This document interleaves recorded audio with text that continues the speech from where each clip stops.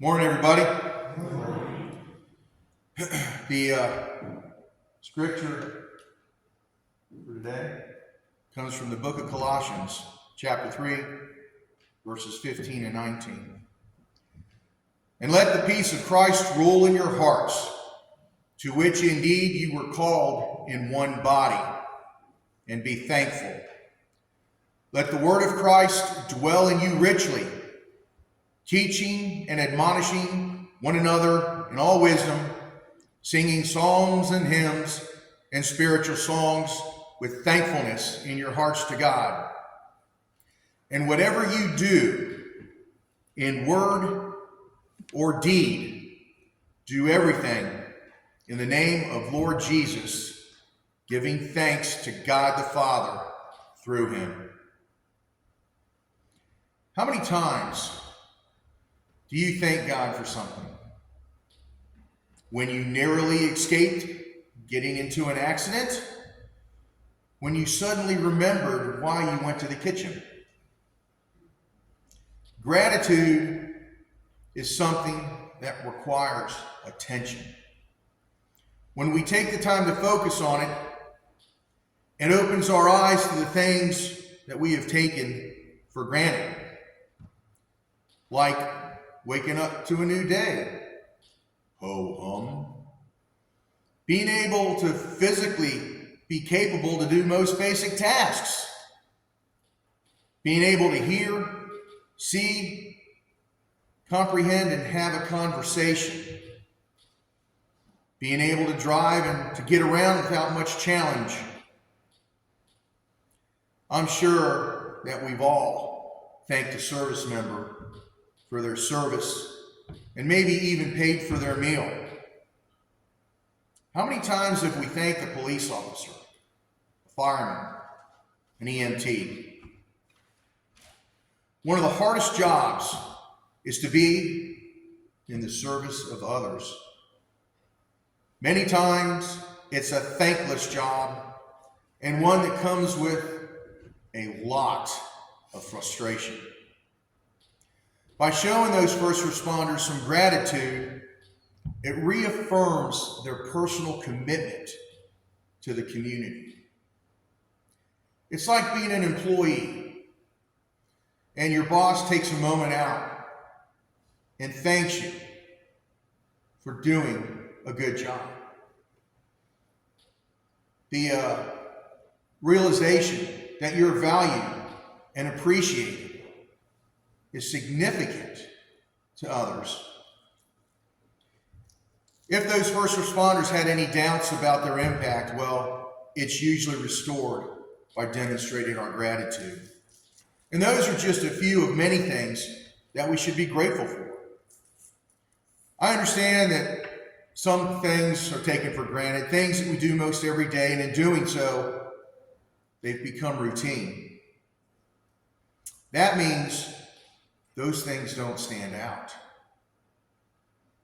at least until you are hindered by an injury or a physical ailment.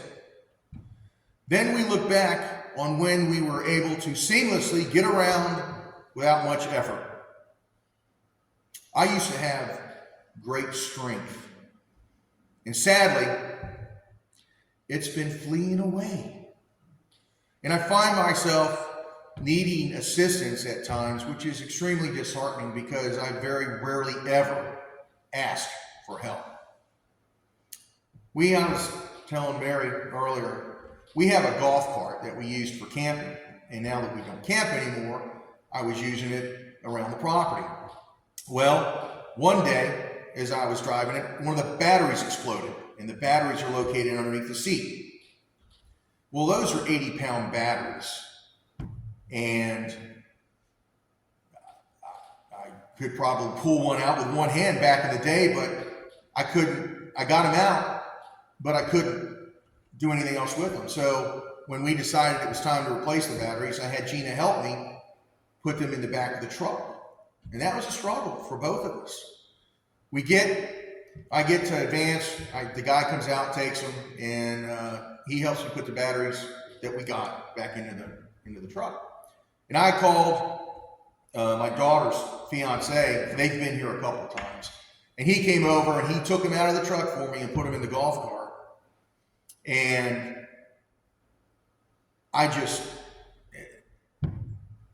it was a realization that I had to acknowledge. And so I decided this is the path, I have to accept it. And in Romans chapter 5, verses 3 to 4, it says, not only that, but we rejoice in our sufferings, knowing that suffering produces endurance, and endurance produces character, and character produces hope. So, instead of allowing my loss of strength to find me, I turn to the things that I can still do and smile. Grateful that, for the most part, I'm still moving forward, albeit at slightly a slower rate. I count my blessings, and I've had moments where God has stepped in and delivered me from disaster.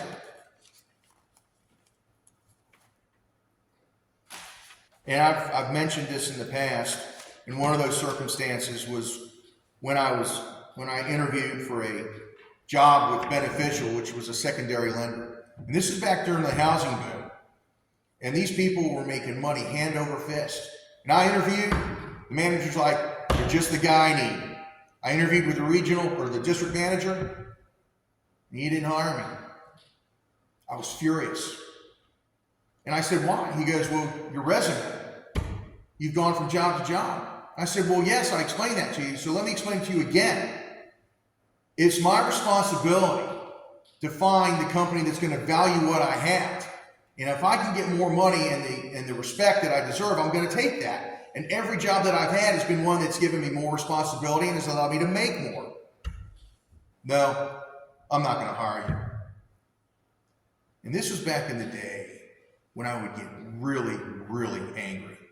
And so I stormed out of there. I went home. I was furious.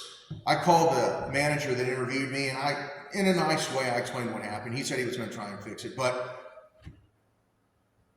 2 years later, the housing boom broke, and those doors were locked, and those people didn't have a job. And I realized at that moment, that was God stepping in on my behalf.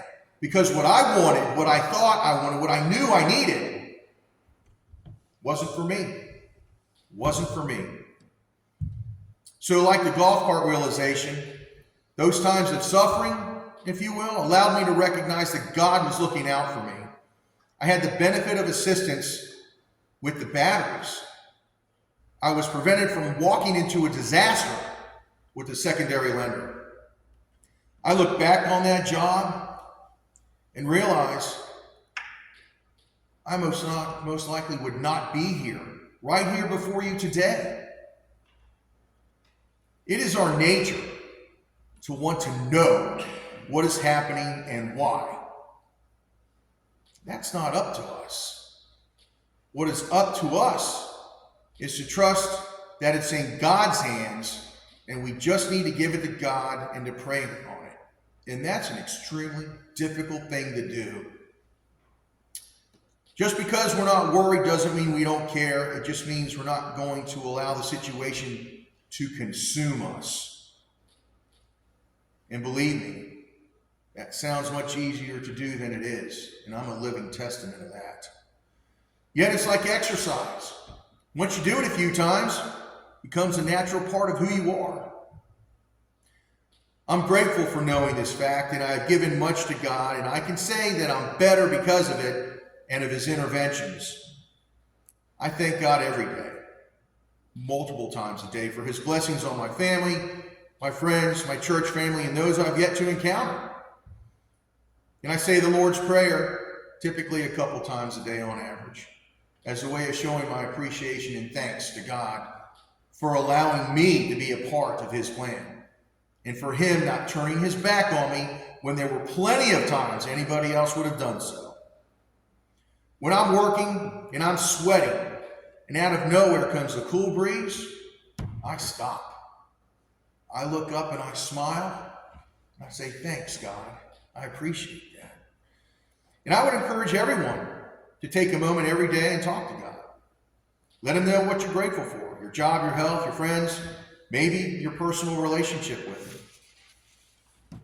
Everything God has given us, we have to openly accept it and exercise it to strengthen it. Our faith when it's challenged. Our ability to forgive ourselves and others as it removes the shackles of the past. Showing kindness, helping those in need is a wonderful act. And when we do it, we inherently feel better about ourselves in a way that only comes by showing kindness.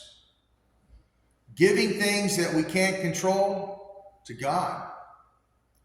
This allows us to maintain focus and direction and to keep on the straight and narrow while not being distracted by whatever it is that's trying to capture our undivided attention. And those are just a few godly tools that He has provided us, yet it's up to us to hone them so they can be used at their maximum ability.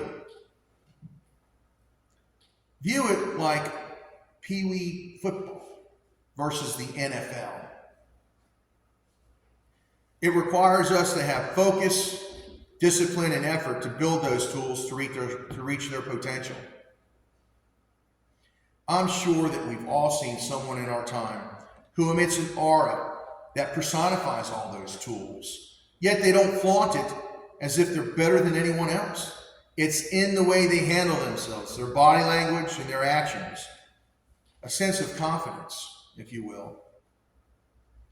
Being thankful is nice, but when one practices gratitude, then you have started to change your life in a wonderful way. Think about that. Being thankful is nice, and there's nothing wrong with being thankful. It demonstrates appreciation to those who show you kindness. Having gratitude is a constant in our life. It helps us to remember all the positive things in our world instead of focusing on the negative, which is what the evil one wants us to do.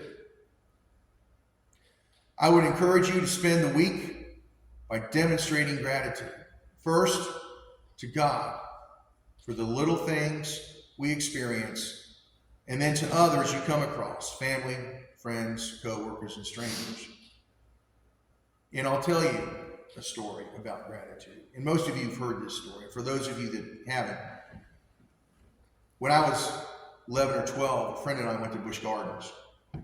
And my parents had bought me a wallet.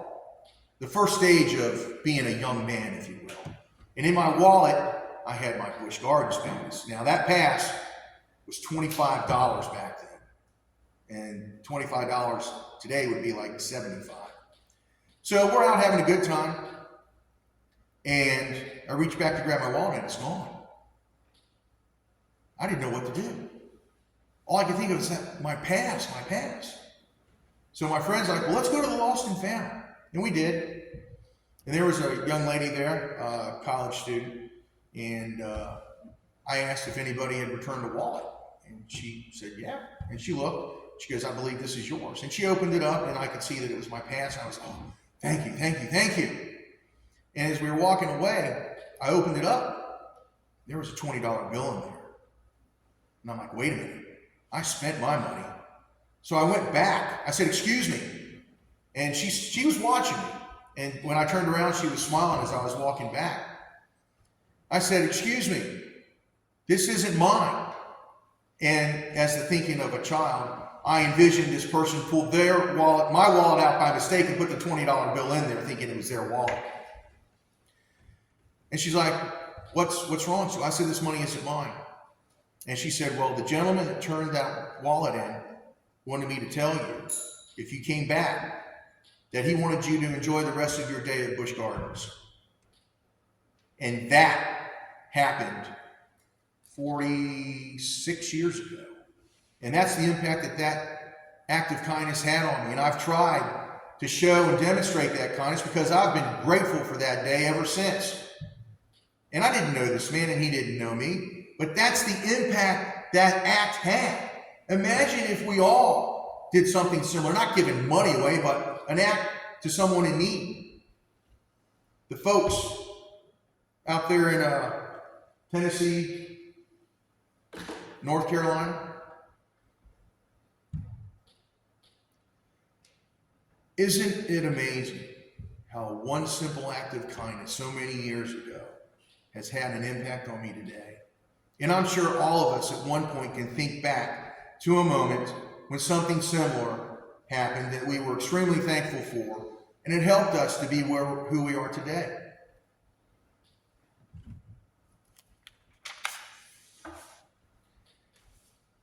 Anything worth having requires sacrifice, because without it, it holds no value. And the suffering that we go through, there's a light at the end of the tunnel. There's a reason why we're going through it, even if we don't understand why.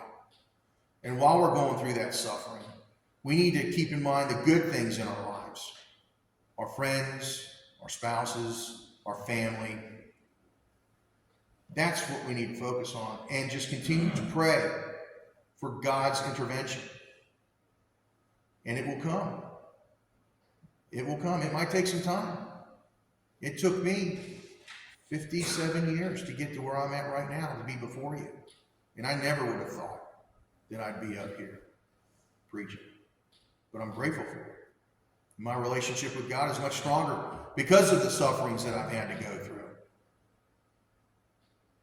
And we can do it. Each of us have the ability to utilize the simple tools that God gave us. And God is not complicated. He's very simple. He truly is. There's a movie called Evan Almighty.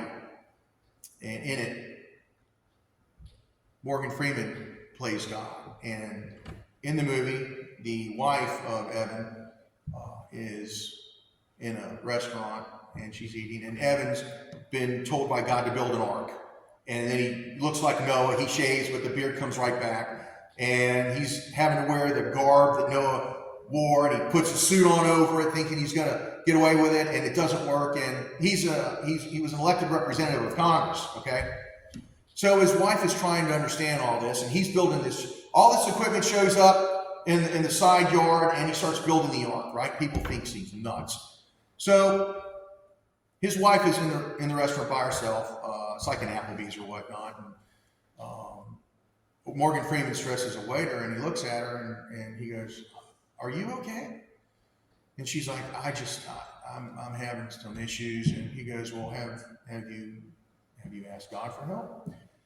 She's like, "Yeah, you know." And Morgan Freeman's like, "Well, do you think that when people ask for patience, God's going to give them patience, or the opportunity to show patience? Do you think when people ask for courage, that God is going to give them courage, or give them the occurrence to show courage?" And then he said, "Do you think when people ask for God's guidance, that he's going to give it to them, or give them an opportunity to see the guidance, the direction they need to go?" And she looked at him like, "I never thought about it like that." And he's like, "Well, you know, God's around more than people know. Sometimes he's right in front of you and you don't see it." He's like, "And I'll make sure you get those fries." And he walked away. It's that simple. The things that we go through are to strengthen us, but we get lost focusing on what we're going through. And it's not easy to stay out of that mindset when we're in pain, whether it's mental, emotional, physical. You know, I've been having back problems for a while, and it's been a struggle sometimes at work, at the house. And, you know, I would ask myself, why am I going through this? You know, but then I realized, you know, it is what it is.